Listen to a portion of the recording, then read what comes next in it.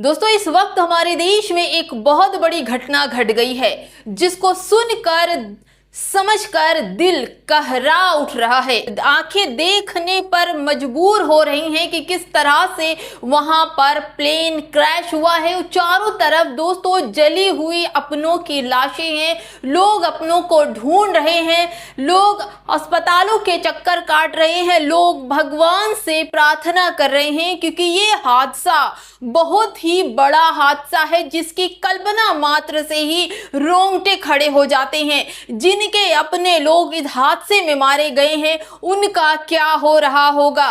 जी हाँ, 100 से ज्यादा शव निकलने की घटना है दोस्तों। इसमें यह कहा जा रहा है कि गुजरात के पूर्व सीएम विजय रूपानी जी भी उस प्लेन यात्रा में सवार थे जिसमें कहा जा रहा है कि 242 लोग उस पर सवार थे और इनमें से 159 भारतीय थे और 53 ब्रिटिश लोग थे।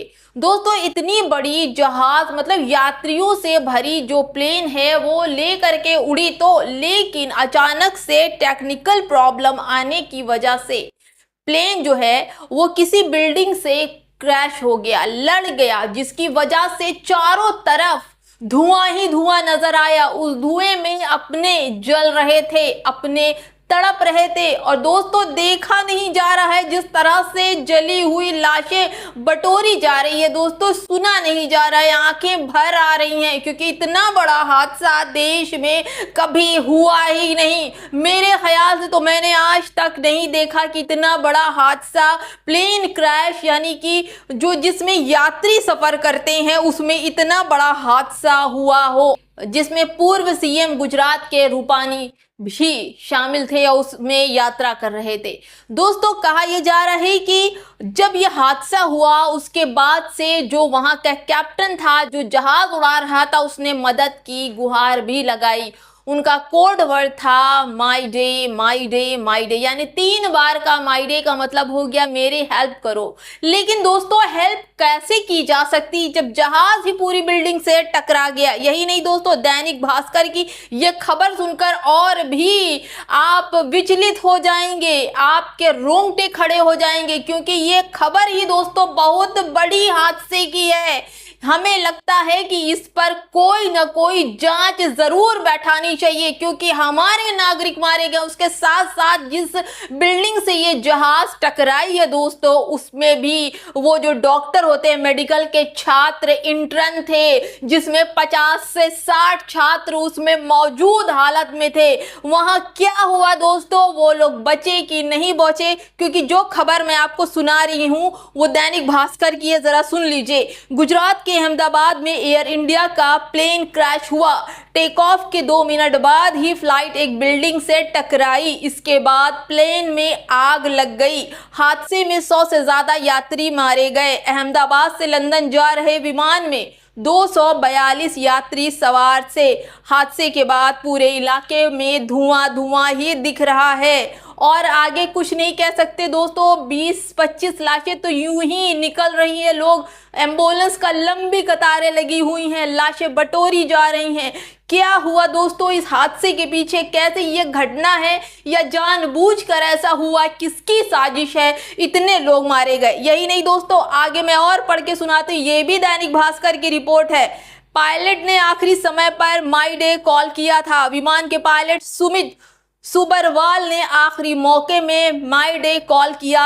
यह एक अंतर्राष्ट्रीय आपातकालीन कॉल है जिसे पायलट उस स्थिति में भेजता है जब विमान गंभीर संकट में हो और उसे इमरजेंसी हेल्प की ज़रूरत होती है, इसलिए वो कहता है। लेकिन इस सब से कोई फायदा नहीं हुआ और प्लेन क्रैश हो गया। यही नहीं दोस्तों, जो लोग उसमें 200 से ज्यादा लोग उसमें बैठे हुए थे और सबके मारे जाने की खबर है। कौन जिंदा है कौन बचा है नहीं कह सकते दोस्तों, लेकिन 100 से ज्यादा लाशें मिल चुकी हैं। उसमें गुजरात के पूर्व सीएम भी मौजूद हैं। दोस्तों एक चीज और मैं बता दूं, जहाज में बैठे हुए जो इतने लोग थे, उसके बाद भी मैं आपको बता दूं कि जो 159 जो भारतीय थे और 53 ब्रिटिश नागरिक भी उसमें सवार थे, जबकि पूरा जो पूरी यात्रियों की जो प्लेन थी उसमें 242 यात्री सवार थे। अब उन तमाम यात्रियों में से ये भी बता दें कौन खत्म हुआ, कौन क्या हुआ। लेकिन दोस्तों एक और खबर, एक मतलब दोस्तों हादसे पर हादसा हो गया है। यानी कि जो डॉक्टरों का बिल्डिंग थी जिसमें इंटर्न डॉक्टर मेडिकल के थे, वहां पर मौजूद थे, जिस बिल्डिंग से प्लेन एयर इंडिया का टकराया उसमें भी 50 से 60 इंटर्न थे। जरा इसको भी सुन लीजिए, विमान जिस बिल्डिंग पर गिरा उसमें 50 से 60 डॉक्टर थे। एयर इंडिया का विमान जिस बिल्डिंग से टकराया वह इंटर्न डॉक्टर का हॉस्टल था। जानकारी के मुताबिक यहां से 50 से 60 इंटर्न डॉक्टर थे, सभी के मारे जाने की आशंका है।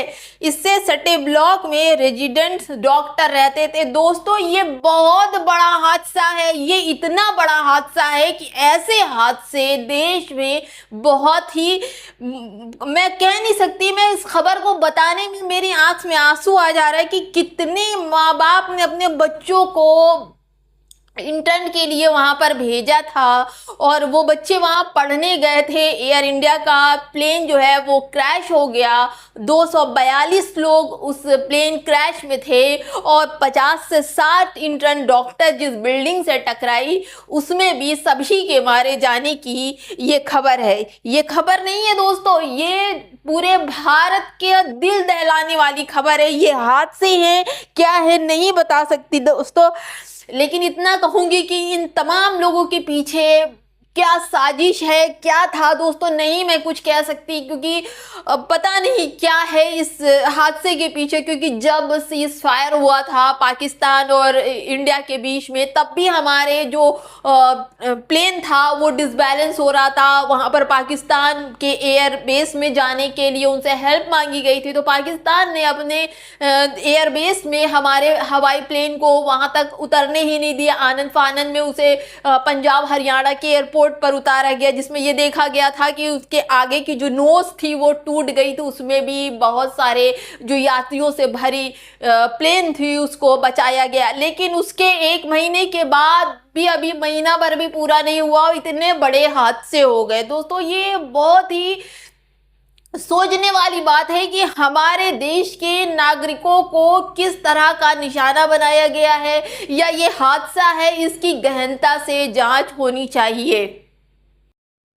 मैं नहीं कह सकती क्योंकि मुझे अभी तक यही खबर मिली थी कि यात्रियों से भरी जो जहाज है सिर्फ वही टकराई है, लेकिन इसके बाद ये पता चला है कि जिस बिल्डिंग से वो टकराई है वो भी, उसमें भी 50 से 60 इंटर्न डॉक्टर थे। सभी के मारे जाने की जो खबर है वो दैनिक भास्कर छाप रहा है, वो बता रहा है ये हादसा है कि क्या है, इसकी गहनता से जांच होनी चाहिए। क्योंकि ये जो खबर है दोस्तों ये पूरे देश को दहलाने वाली है खबर है, और देश के तमाम लोग जो है वो दुआ कर रहे हैं कि जो लोग बचे हैं, जो हादसे में चोटिल हैं, जो घायल हैं, जो हॉस्पिटल पहुंच गए हैं, उनकी मदद हो सके, उनकी जान बच जाए, और जो लोग इस हादसे में मारे गए हैं उनके लिए, उनकी आत्मा की शांति के लिए उनको बहुत बहुत श्रद्धांजलि। लेकिन क्या कहूँ, उनके परिवारों को इस वक्त, जो उनके परिवार के लोग हैं वो बिलख रहे हैं, उनसे यही कहूँगी कि